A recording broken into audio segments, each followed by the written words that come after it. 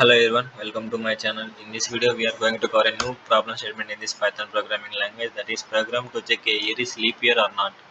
ముందు leap year అంటే ఏంటి?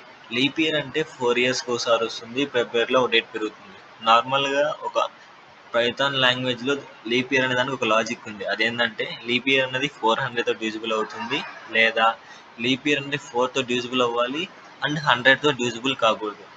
దీనికి ఒక జనరల్గా కోడ్ రాద్దాము పైథాన్ లాంగ్వేజ్లో. నార్మల్గా మనకి యూజర్ దగ్గర నుంచి ఇన్పుట్ ఎలా తీసుకుంటామో తెలుసు కదా. ఆ ఫార్మాట్లో యూజర్ దగ్గర నుంచి input int of input enter a number. ఇది జనరలైజ్డ్ మెథడ్ యూజర్ దగ్గర నుంచి ఇన్పుట్ తీసుకోవడానికి. అండ్ ఇక్కడ మనము if else if conditional statements అనేవి వాడుతున్నాం. అంటే ఫస్ట్ ఏం చెప్పాను, లీప్ ఇయర్ అంటే 400తో డివిజిబుల్ అవుతుంది కాబట్టి ఇయర్ ఇక్కడ మనం మాడ్యులస్ యూజ్ చేస్తాం. Modulus 400 double is equals to 0. ఒకవేళ అది 400తో డివిజిబుల్ అయితే మనం ఇక్కడ ఏం ప్రింట్ చేయాలి? Print it is a leap year. మనం దాన్ని it is a leap year అని చెప్పి అంటున్నాం, అది 400తో డివిజిబుల్ అయితే. సో ఇంకో కండిషన్ ఏంటని చెప్పాను, ఇప్పుడు మనం ఎల్ఇఫ్ వాడతాం. అంటే మల్టిపుల్ స్టేట్మెంట్స్ ట్రూ అయినప్పుడు మనం ఇఫ్ ఎల్ఇఫ్ అనేటివి వాడతాం. అండ్ మల్టిపుల్ స్టేట్మెంట్స్ ట్రూ అయినప్పుడు ఎల్ఇఫ్ అన్నప్పుడు ఎల్ఇఫ్ ఆఫ్ ఇయర్ మాడ్యులా 4, అది 4తో డివిజిబుల్ అవ్వాలి అండ్ 100తో డివిజిబుల్ కాకూడదు. ఒకవేళ అది 100తో డివిజిబుల్ అయితే మనం దాన్ని ఏమని చెప్తాం?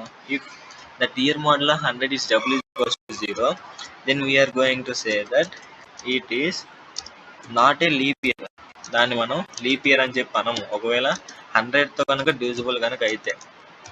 నెక్స్ట్ ఇంకొక ఎల్ఇఫ్ వాడతాం. So elif of year modulo 4 double is equals to 0, మళ్ళీ 4తో కనుక డివిజిబుల్ అయితే దాన్ని మనం ఏమంటాము? లీప్ ఇయర్ అని చెప్పి అంటున్నాం.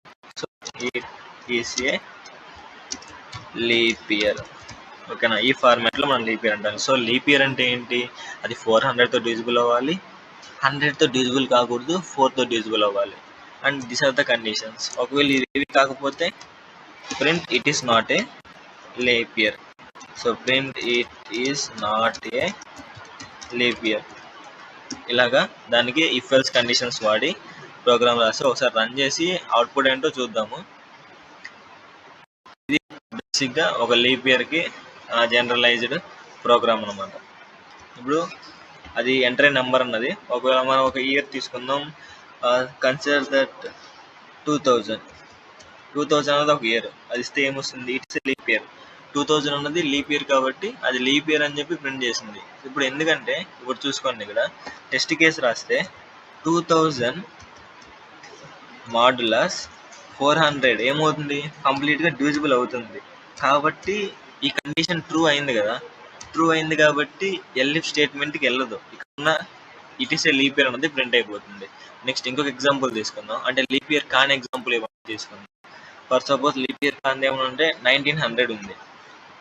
1900 రన్ చేసామంటే it is not a leap year. అంటే ఇక్కడ 1900 డివైడెడ్ బై, ఇప్పుడు టెస్ట్ కేసు మంది సెకండ్ కదా. అంటే ఇప్పుడు ఏమని ఎంటర్ చేశాను? 1900 మాడ్యులా 400 ఏమొస్తుంది నీకు? Not is equals to 0. ఇక్కడ నాకు 0 రాదు కాబట్టి ఈ కండిషన్ ఫాల్స్ అయిపోద్ది. ఈ కండిషన్ ఫాల్స్ అయితే ఎల్ఇఫ్లోకి వస్తుంది. మళ్ళీ ఎల్ఇఫ్లో 1900 అనేది 100తో డివిజిబుల్ అవుతుంది. అంటే ఈ కండిషన్ ట్రూ అయింది కాబట్టి ఇక్కడ ఉన్న it is not a leap year అన్నది ఎగ్జిక్యూట్ అవుతుంది. సో 1900 అన్నది లీప్ ఇయర్ కాదు.